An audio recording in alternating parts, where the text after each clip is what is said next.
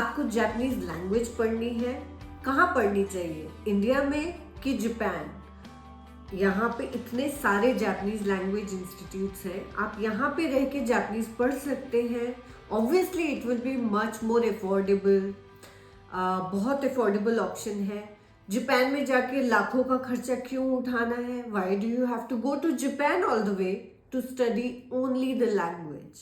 So these are some of the concerns I always hear from students if I suggest them, if they want to study Japanese, then they should go to Japan particularly. Obviously, a student can study in both India or Japan. कोई difference नहीं है, language same है, आप वही language सीखेंगे। लेकिन आज के इस वीडियो में हम ये जानेंगे why we should study Japanese language in Japan, अगर आप उसको करियर पर्सपेक्टिव से या फिर एकेडमिक पर्सपेक्टिव से उसको परस्यू करना चाहते हैं और सिंसियरली परस्यू करना चाहते हैं, और अगर आप अपना करियर जापान में देखते हैं, so why you should focus on going to Japan to study Japanese language.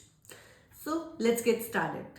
So if you want to study Japanese language, obviously आपके पास दो choices हैं. या तो आप इंडिया में रह के Japanese language सीखें या फिर आप जापान में जाके Japanese language सीखें. जापान में भी बहुत सारे Japanese language schools हैं. बहुत सारे ऐसे भी schools हैं जहाँ पे international students जाते हैं specially to learn Japanese language. So why should you study Japanese in Japan? लाखों रुपया खर्च करके आपको जापान जाके क्यों जापानी सीखनी चाहिए? इसका आंसर है, well there are many reasons for that. First of all, बहुत सारी opportunities, right? So first is the access to opportunities. आप जिस कंट्री में होते हैं, जैसे कि अगर आप इंडिया में हैं तो obviously you are well connected with other Indians here. आपको यहाँ पे कैसी जॉब्स अवेलेबल है इस मार्केट में ये पता होता है. आपका एक नेटवर्क होता है, आपके पास एक्सेस होता है उन कंपनीज का जो यहाँ पे अवेलेबल है. सिमिलरली अगर आप जापान में जाके जापानीज पढ़ते हैं, in that case you will be well aware of the Japanese language market there. किस तरह की कंपनीज में कौन सी अपॉर्चुनिटीज अवेलेबल हैं, ये आपको वहाँ रह के ज़्यादा पता चल सकता है. And you will be connected, you will be a part of that network. So this is a number one reason in my opinion. Second biggest reason is the speed of learning. आप India में रहेंगे तो आपको Japanese सीखने के opportunity बहुत कम रहेगी. सिर्फ उस समय रहेगी जब आप जापानीज क्लास में होंगे, which will be maybe once और ट्वाइस इन अ वीक. और उसमें आपकी जापानीज लैंग्वेज इतनी पॉलिश नहीं हो सकती. जब आप जापान में रहेंगे, वहाँ पे जापानीज नेटिव से बात करेंगे और वहीं उसी इन्वायरमेंट में रहेंगे, so obviously speed of learning will be much faster. So अगर आपको इंडिया में रह के, for example, if it takes you 2 years to complete level 2 which is N5, मैंने पहले भी बताया है, मेरा video I can tag here, कि जापानीज में लैंग्वेज प्रोफिशिएंसी लेवल्स होते हैं.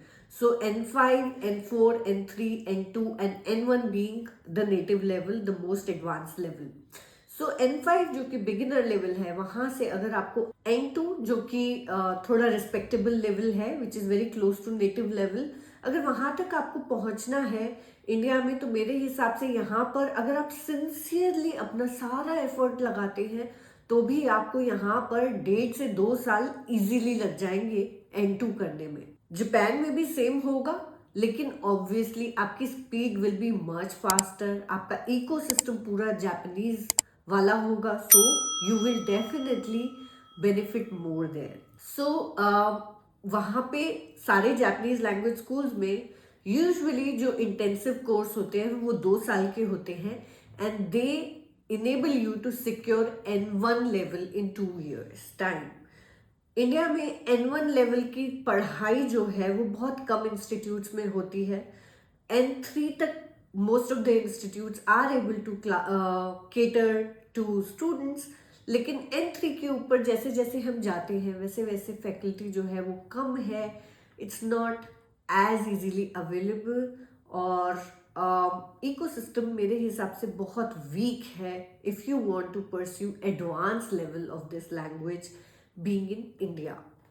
So ये दो तीन reasons हैं that if you are considering to study Japanese language sincerely for academic or job purposes, then you must consider studying Japanese language, especially by going to Japan, not just taking part-time classes being in India.